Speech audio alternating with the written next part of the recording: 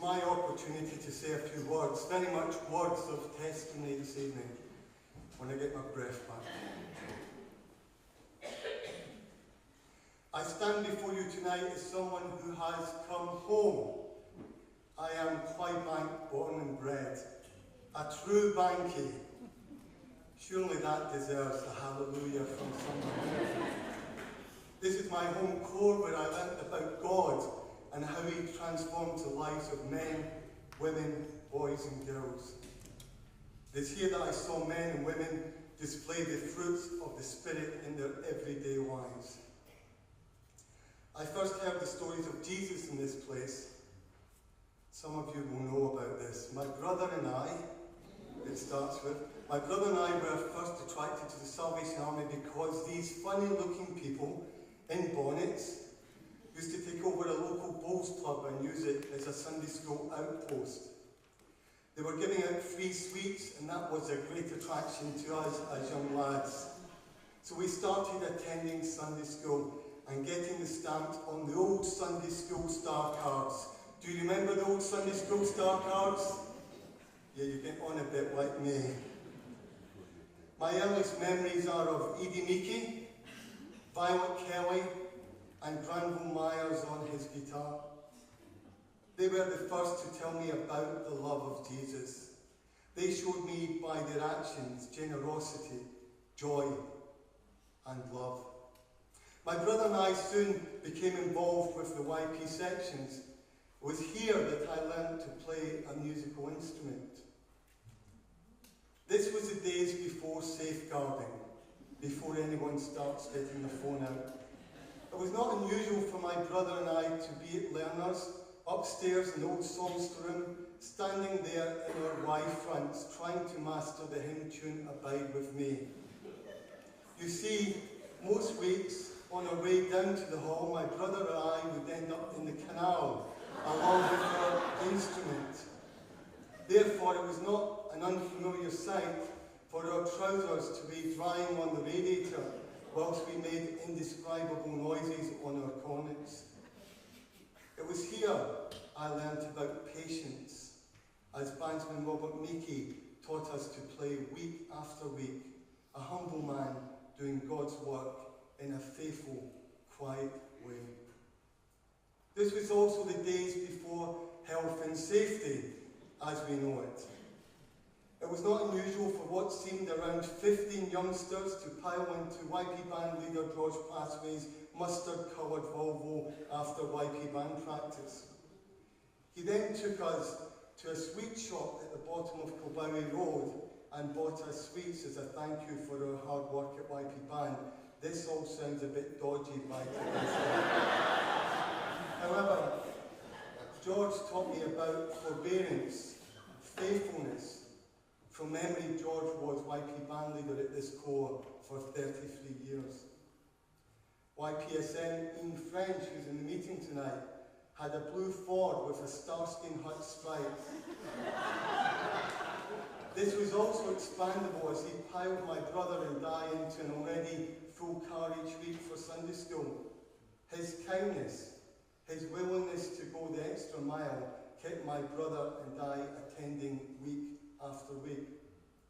I learnt about gentleness from my first bandmaster, Fred Fuller, a true Christian gentleman, and I'm delighted that Fred has been able to join Chelmsford Citadel Band for this special weekend. I also learnt about miracles in this place. I remember being here on a Sunday morning meeting, which I now refer to as the Resurrection meeting, when Corps Sergeant Major Pat Burgoyne announced that Chrissy Bannerman had been promoted to glory, only for Chrissy to shout from 2 rows back, "I'm no deed!"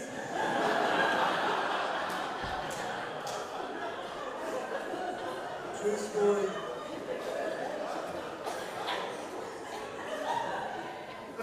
Isn't it true? It was on these streets and at this corps that I learned to play football. I therefore have to confess that I didn't really get the memo about self-control. and from memory, not many of the Clydebank Salvation Army Band football team of that day were gifted with the fruit of this spirit. That's correct, Robin Thompson, isn't it? Yeah. Why have I taken you on this trip down memory lane? I've done so in tribute to those saints, past and present, who encouraged me and guided me. I stand here today as testimony to their Christian example.